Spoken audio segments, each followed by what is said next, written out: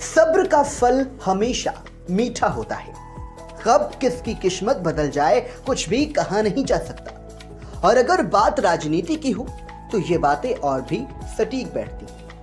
दरअसल उत्तर प्रदेश में पिछले दिनों भारतीय जनता पार्टी में जिलाध्यक्ष पद की घोषणा हुई है। कौन जिलाध्यक्ष बनेगा इसकी चर्चा भी एक लंबे वक्त से हो रही थी।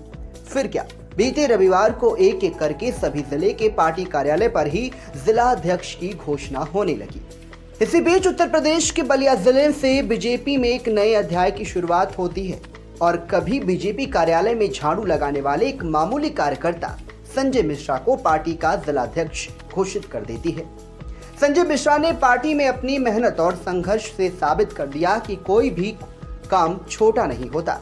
बलिया जिले में बीजेपी कार्यालय के इस कार्यकर्ता को आज पार्टी ने जिलाध्यक्ष पद पर नियुक्त किया है, जिससे सभी को हैरान कर दिया। बीजेपी कार्यालय में जब संजय मिश्रा सुबह सुबह उठकर ताला खोलते थे, झाड़ू लगाते थे और कुर्सियां ठीक करते थे, तब लोग उनका मजाक उड़ाते थे। समाज में भी उन्हें अक्सर ताने मिलते थे, लेकिन संजय मिश्रा ने कभी हार नहीं मानी। अपने परिवार की जरूरतों को छोड़कर पार्टी की जरूरतों को पहले रखते हुए वो पार्टी के लिए समर्पित रहते थे। नवनिर्वाचित जिलाध्यक्ष संजय मिश्रा का कहना है कि मेरे लिए पार्टी की सेवा करना हमेशा सबसे महत्वपूर्ण था। कभी कभी मजाक उड़ाया गया, लेकिन मैंने कभी हार नहीं मानी। आज पार्टी ने मुझे जो जिम्मेदारी दी है वो मेरे लिए गर्व की बात है। बीजेपी कार्यालय पे सुबह का दिनचर्या ये था कि मैं सुबह 6 बजे घर से निकलता था, पार्टी कार्यालय जाता था, ताला खुलता था, उसके बाद कुर्सी ठीक ठाक करके स्वयं झाड़ू लगाता था।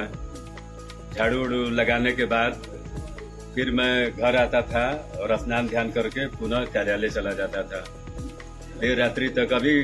कभी कभी तो ऐसा होता था कि किसी परीक्षा के कारण या किसी बीमारी के कारण किसी को हॉस्पिटल ही आना हो, परीक्षा के कारण विद्यालय आना हो, तो जो कार्यकर्ता होते थे वो मुझे फोन करते थे कि भाई मेरी लड़की आ रही है, चाहे लड़का आ रहा है, रात्रि में यहीं कार्यालय पे विश्राम करेंगे। तो वो फोन 11 बजे भी रात्रि में आ जाए, चाहे 12 बजे आ जाए, तो मैं बिना आलस्य किए मैं स्वयं जाता था। उस समय भी ताला खोलता था, उनको पूरी व्यवस्था बना के, और फिर मैं घर आता था। यह प्रक्रिया मुझे लगता है कि निरंतर कई वर्षों तक चली आ चुकी। अपना नया कार्यालय बन गया है। लोग बहुत कुछ बोलते भी थे उस वक्त। जी, बहुत कुछ बोलते थे, बहुत झेला भी है लोगों की, बहुत झेला है, लेकिन एक लोग करते थे वो याद है उस समय। लोग मजाक उड़ाते थे कि ये सब कहने में कुछ है वो नहीं, और ये जो आप कर रहे हैं इसका कोई लाभ मिलने वाला नहीं है। तो चूंकि आदमी हर विषय को नजरअंदाज करता था, मन में कार्यकर्ता का भाव था, तो कार्यकर्ता के भाव के नाते, चूंकि संघ का मैं स्वयंसेवक हूँ और संघ में स्वयं की प्रेरणा से काम करने वाला ही स्वयंसेवक होता है, इस भावना के साथ निरंतर चाहे कोई भी काम रहा हो, झाड़ू लगाना हो, कार्यालय बंद करना हो, खोलना हो, मंच का संचालन करना हो, माने किसी भी क्षेत्र में अगर लगाया जाए संगठन के द्वारा तो बखूबी उसका निर्वहन होता था।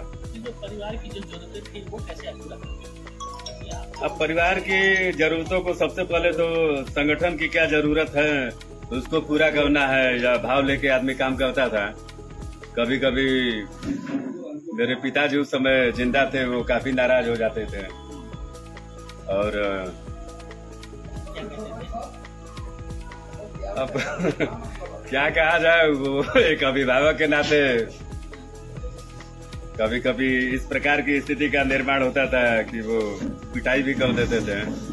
बहुत बड़े नेता हुए, दिन भर घर छोड़ के जाना है, परिवार की चिंता नहीं है, लेकिन कभी कभी आंखों में आंसू भी आ जाते थे, लेकिन अकेले उस चीज को आदमी सहन करता था और फिर थोड़ी देर बाद वही भाव लिए संगठन के काम के लिए आदमी आगे बढ़ता।